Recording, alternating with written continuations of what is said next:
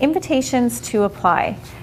Just wanted very quickly to share some information with respect to the various rounds of invitations up until July. So this is coming from the CIC Express Entry Mid-Year report. So what it does is it actually gives you the breakdown, which I liked, of how many people were invited under the various streams. So you can see that there were actually more Canadian Experience class invitations than there have been Federal Skilled Worker to date. We've seen about 1,800 or almost 1,900 under the Federal Skilled Trades Program as of July as well. And then it also shows you what percentage were above 600 points. So that percentage, approximately 70% of those invitation letters were issued to people that had the 600 points, either based on an LMIA or the provincial nomination certificate. It also shows you the minimum ranking score that was required in order to be drawn. So the initial few rounds were over 600 points, which is not surprising because you would have had a number of people with labour market impact assessments already in Canada that would have been selected early on. Probably a lot of those that were disappointed when their applications got returned last fall when they tried to apply for Canadian Experience class. And then we saw the score start to dip down. And then we had about a month break in between rounds 8 and 9, and that's why that score jumped back up. So you would have had a lot higher number of applicants in the pool because they hadn't done a draw quite as frequently. So that score jumped up, and then that level setting again went back down. So it's just giving us a very small snapshot. Keep in mind these numbers are relatively small of what's happening with the pool and how people are being selected. Since June, there's been 5 additional rounds, and again, in terms of invitation numbers, we're seeing consistently around the 1,500 mark. So 1,500 people are being pulled in each of the rounds, and then the scores again have hovered between sort of that 450 and 470 range. And you'll notice we haven't got broken through 450 yet, and there's a reason for that because there's so many people sitting just below that it would be a significant number. And this just shows you again, apart from a couple of blips, that we've been fairly consistent in terms of the score that's required. So it has sat just around that 450 range as the minimum score. And then the number of invitations sent, again, sitting around that 1,500 mark for the last several months. So it'll be interesting to see whether these trends continue and if those levels shift up and down as they start to select more people through the express entry system. So each round of, I'm going to go back for 1 second here. So each round of the invitations is governed by specific ministerial instructions. Most of the rounds have been happening on Fridays. Not sure why they picked Fridays, but it's been Fridays. One exception, there was a long weekend where they pulled on a Tuesday.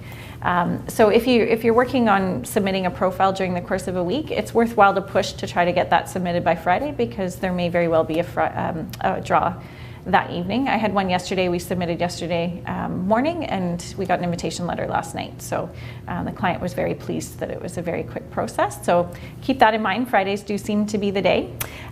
For a while it was around 9 o'clock Eastern. The ministerial instructions come out the same day as the draws, and the information that's contained in those includes the minimum score for that draw, the effective date, and the number of invitations issued during the course of that invitation round. So the actual invitation to apply, as I mentioned previously, it is an auto-generated letter that's issued through the portal. It confirms the permanent resident stream that the person's being invited under, as well as the comprehensive ranking score criteria upon which they were issued that invitation. It's valid for 60 days, which means they have 60 days to gather the rest of their documents required for second stage and actually complete the online application and submit that. At the point that someone receives a letter of invitation, they have the option either to submit the online application for permanent residence, or they can decline that invitation letter if they're not ready to apply or circumstances may have changed and they no longer meet that comprehensive ranking score. So they can decline the invitation, and we have had circumstances where we've had to do that. So that's a conversation to have with your client in between stages to make sure that everything has stayed consistent. But if they do decline a specific invitation, their profile goes back into the pool and they would be considered eligible for potential future draws, but there's no guarantee they're going to get pulled again. So you have to make sure if you're declining that you have that conversation with your clients as well. Oh, sorry, the question was, will you be advised that there's an invitation to apply directly through email, or are you required to log into the portal and verify messages? The answer is yes. You do get an email notification that there's an update, and it does usually include the express entry number, the profile number in that email. And then you would log back into your portal site to actually print the letter of invitation, and it's there as a PDF in the system.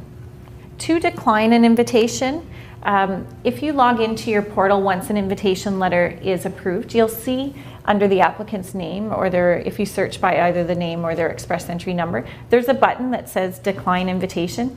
Be careful you don't hit that by mistake. I've had some people do that. And I've also had clients come back to us because they had submitted a profile and then they accidentally withdrew that profile as well. So it is just a button, and if you hit that, potentially you're declining that invitation on behalf of your client. So just be careful, whether it's yourself or if you have a paralegal or somebody else working with you, just make sure they understand the implications of clicking on that button, and be careful with what you're doing when you're logging into your portals, because that can have consequences. How do you fix it if it's entirely mistake? You start over. Unfortunately, that's been the response we've been getting from CIC. If you withdraw a profile or you decline an invitation, you're not going to be able to reactivate. You'll have to, so if you decline, what happens is your client's profile goes back into the pool for the remainder of the 12 months that their profile is active. And if they're selected again in the next pool, if they're high ranking, chances are they'll just get another invitation in the next draw. But if something changes, say they lost a job offer or their work permit expires in between, then they may not have that option. So the question was, if you accidentally or intentionally hit that decline button, do you get a second chance to say verify yes or no? I'd have to go back and double check, to be honest, but I would be cautious, because I think you actually do withdraw with that first click. Okay. If your candidate, like I said, there may not be implications. If they're still high ranking and go back into the pool, they would just get an offer through the next draw. But if there is a change in circumstance, that's when it can be problematic.